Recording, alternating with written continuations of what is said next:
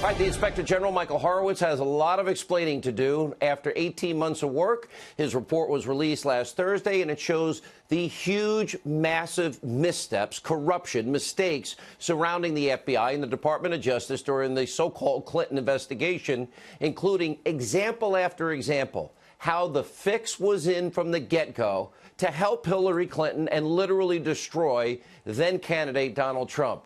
However, the IG did not make prosecutorial conclusions about the obvious felonies that Hillary committed and was totally and unjustly exonerated from. Now, the facts are actually, as we have been telling you from the get-go, and they are irrefutable. Mishandling classified top-secret information on a private server, obstructing justice, deleting 33,000 subpoenaed emails, acid washing the hard drive with bleach pit, and having aides destroy evidence devices with a hammer. Oh, and removing SIM cards. Any other American, all of you out there, would have been locked up, thrown in prison for exactly what Hillary Clinton did. Now, still, the IG report did not fault the FBI's decision to clear Clinton of all charges. What they really decided is, quote, not to second-guess the conclusions, while they, in fact, presented what is now a mountain of evidence proving the guilt. And sadly, the swamp protects the swamp. It is now clear if Hillary Rodham Clinton had a real investigation, she would have been indicted. Now, politics at the highest level of the FBI sadly prevented all of that. Let's, for example, break things down and these findings down and see if any reasonable person would ever make the conclusion that political bias did not play a major role inside the FBI. Let's look at this text. August 8th, 2016, high-ranking FBI attorney Lisa Page and her colleague, boyfriend Peter Strzok, who was the lead investigator in the Clinton case. Now, Lisa Page, she writes, Trump's not ever going to become president, right? Strzok responds, quote, no, he's not. We will stop it. And then Lisa Page called Trump an enormous, well, expletive. Add to that the list of insults both Page and Strzok lobbed against Donald Trump. He's an idiot, he's a menace, he's a lonesome human being, and so much more. Remember, all of this is from the lead investigator and the lead FBI attorney. But the bias didn't stop with them. Look at this message from yet another high-ranking agent on this case. Trump's supporters are all poor to middle class, uneducated, lazy POSs that think that he will magically grant them jobs for doing nothing. And 4 months before the election, one agent who actually interviewed Hillary Clinton called her the president in a message to a colleague and said, quote, Trump can't win. And then on October 28, 2016, shortly after Comey announced that he would be reopening the Clinton investigation, well, another unnamed FBI attorney sent an instant message to a fellow FBI employee, and that read, I'm clinging to small pockets of happiness in the dark times of the republic's destruction. And following Trump's election victory, that same FBI attorney sent an instant message, and that read, quote, I am numb, with a fellow employee responding, I can't stop crying. And get this, according to the IG report, quote, agents involved in the Clinton Foundation investigation were instructed to take no overt investigative steps prior to the election. Would you get that treatment? Now, this, of course, as the report found that the FBI was actually intimidated by Clinton's high-ranking legal team. And the report also found that high-ranking DOJ officials tried to get a job for his son in the Clinton campaign, all while sharing, leaking case information about the ongoing server investigation to Clinton campaign chairman John Podesta.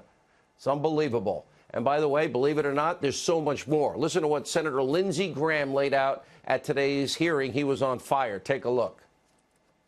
Now, this was an email sent in February 2016 from Page to McCabe. Hey, you've surely already considered this, but in my view, our best reason to hold the line at 2 and 2, 2 agents and 2 prosecutors, is she might be our next president. How did you feel about that? We were concerned about it, and we lay out here why we were concerned. Okay, let's keep talking about this interview.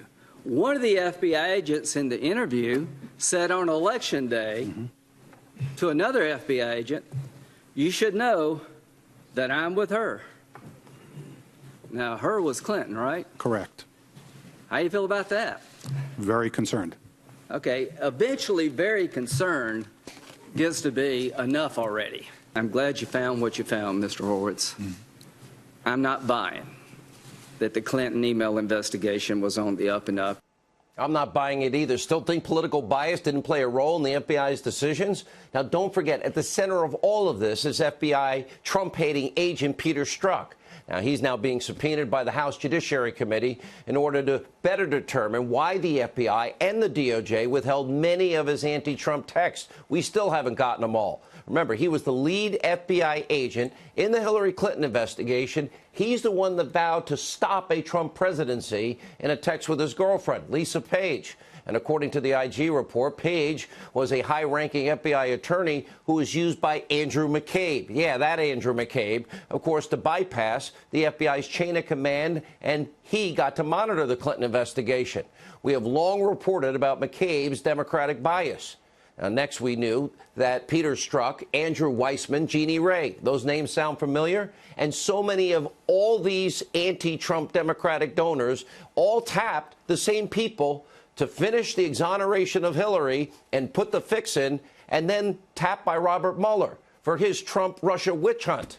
Now, in fact, many of those same agents that cleared Hillary, they were then immediately appointed to investigate Trump.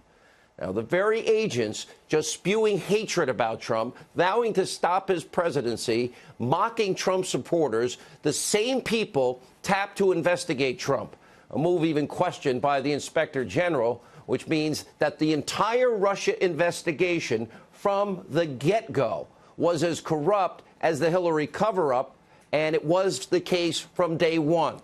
Now, there's a very definition itself right there of what I've been saying, a two-tiered justice system, no equal justice under the law or equal application of our laws. Now, if true justice had prevailed, if Hillary Clinton got indicted as she should have in the fall of 2016, the electoral process would have been turned on its head. The deep state's choice for president would be out of the race. Trump would actually be the president without any of this Mueller garbage that he's had to deal with almost his entire presidency. And that's why Hillary Clinton, she got the white glove treatment by these investigators, openly rooting for her to win the election. President Trump, everyone associated with him, they got the sledgehammer thrown down by the very same people that gave Hillary a pass.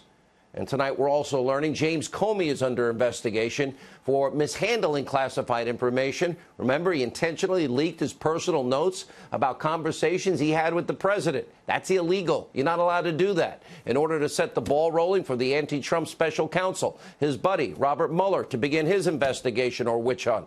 And the IG also found, as FBI Director Comey was insubordinate and totally mishandled the Clinton investigation. Now, legal scholar Jonathan Turley, a Democrat, he's now saying these findings in the IG report exonerate Trump from any obstruction of justice charges, which means it should all end, and end now. Take a look. To me, the obstruction claim involving Comey was always difficult, but after the IG, it's become virtually incomprehensible because the IG said that Comey was insubordinate, that he deviated from policies, he violated FBI policies. All those are a good reason to fire James Comey. And so the problem that's going to come up for the critics of President Trump is that this dog just won't hunt when you've got both the IG and the Deputy Attorney General saying he deserved to be fired. You can't assume everything against him. There's another interesting aspect here.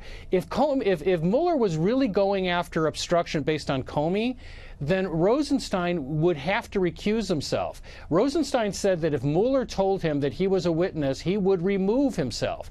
He hasn't done that, which makes me think it's one of two things. Either Mueller's ignoring conflicts of interest, or he's not seriously pursuing that angle. Now, meanwhile, President Trump's attorney, Rudy Giuliani, is calling for an investigation into the investigators, something we have been discussing for a long time. Take a look. He was one of 5 individuals outlined in this IG report as potentially facing disciplinary action. Are you calling for something sharper than that? Oh, yeah, you're darn right. Disciplinary action when he's making comments like that, not part of the probe. He started it. He was with it for its first couple of months. Mueller kept him on. So How much did he infect that probe with his own very, very extreme positions? I don't know, but I sure want to find out before I go forward. I mean, this is a case where it's crying out for someone to investigate the investigators. Absolutely. And even deep state sycophant turned CNN fake news pundit Jim Clapper, he's now ready for Mueller to wrap all this up. Frankly, he likely knows that he and Brennan will eventually be exposed. Take a look. I think the overarching point here is that this whole issue has got to come to resolution. At some point, Special Counsel Mueller and his team, I hope, will wrap up the investigation and clear the air one way or the other whether or not there was a collusion with the Russians. This is a cloud that's hanging over the country and certainly hanging over this presidency, and I do hope that happens. Oh, change your heart? Now, we're going to have a lot more on Mueller and the IG report in just a moment.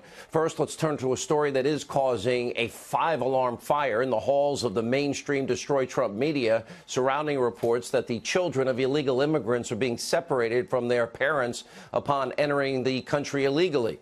Look, let's start and be very clear. Nobody wants children who are safely in the custody of their parents separated. Nobody wants that. But truth matters and facts matter. Earlier today, DHS Secretary Kristen Nielsen responded to these claims. She set the record straight with important information that the media is all too happy, as usual, to ignore. Take a look. So let's just start with a few numbers and facts. So in the last 3 months, we have seen illegal immigration on our southern border exceed 50,000 people each month, multiples over each month last year.